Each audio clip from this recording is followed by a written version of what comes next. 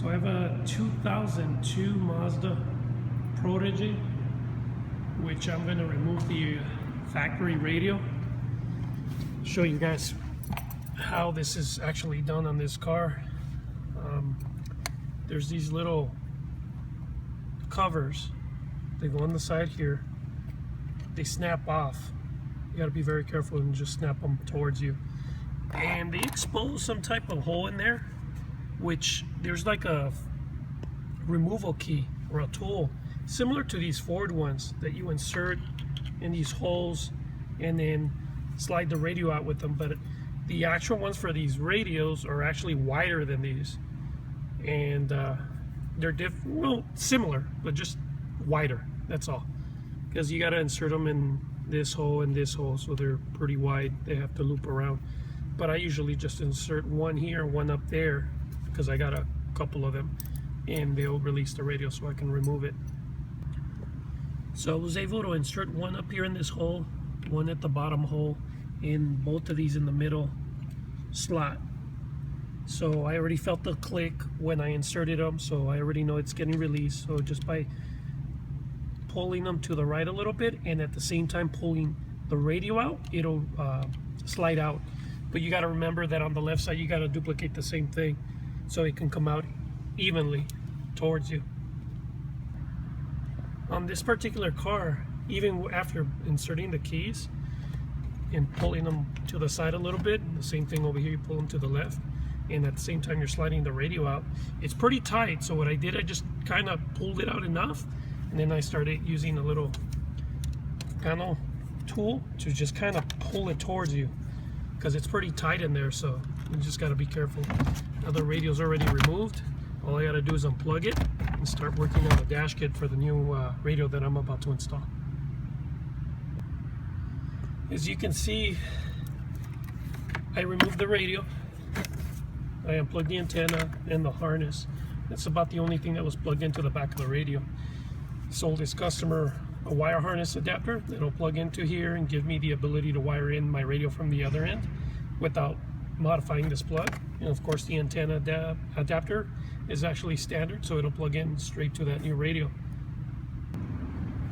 Alright, so I got the harness adapter that plugs into the original Mazda plug for that vehicle I'm working on. And then if you notice, all these color codes are aftermarket.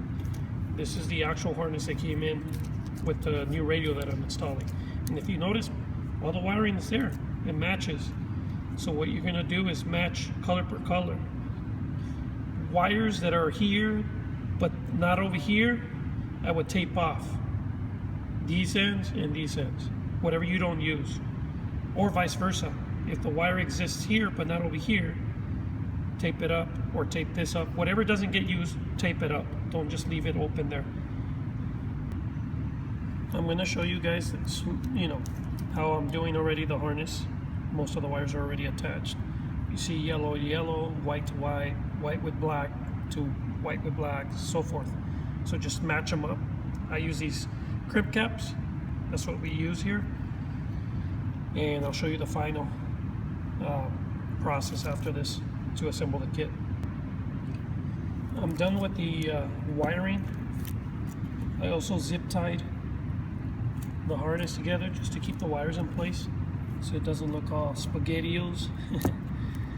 Now the other thing I have to route would be the Bluetooth microphone, because this radio that I'm installing has Bluetooth capabilities.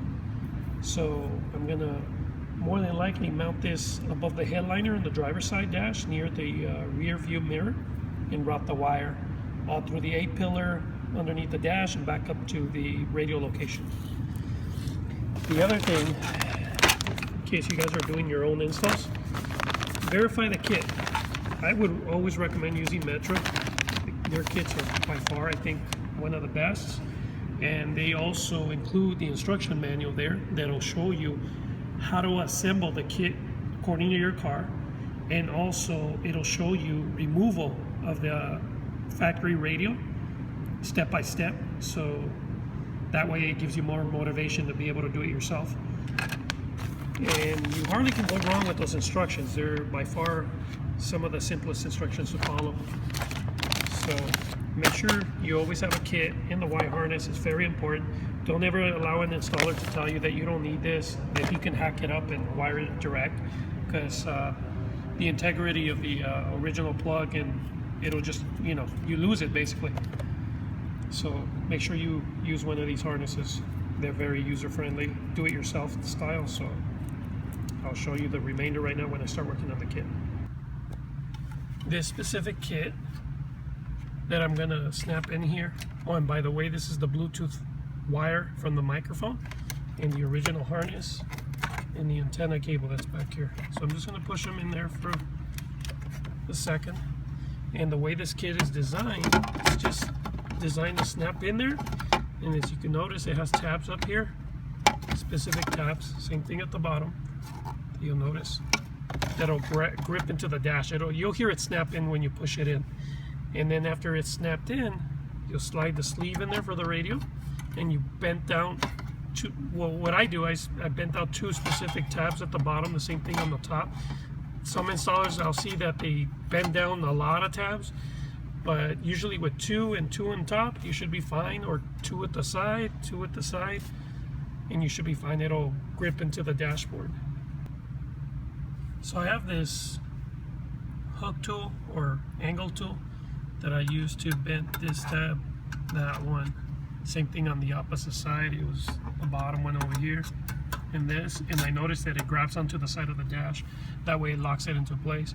The only thing left would be plugging in the radio, plugging in the mic and the antenna to the back of the radio, and sliding the radio in, and it'll lock itself into that sleeve.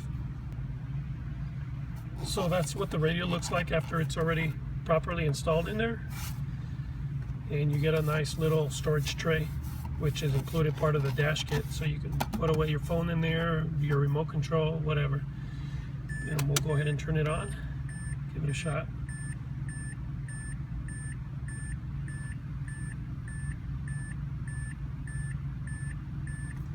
And then we'll press source. Let's put FM, get a strong signal.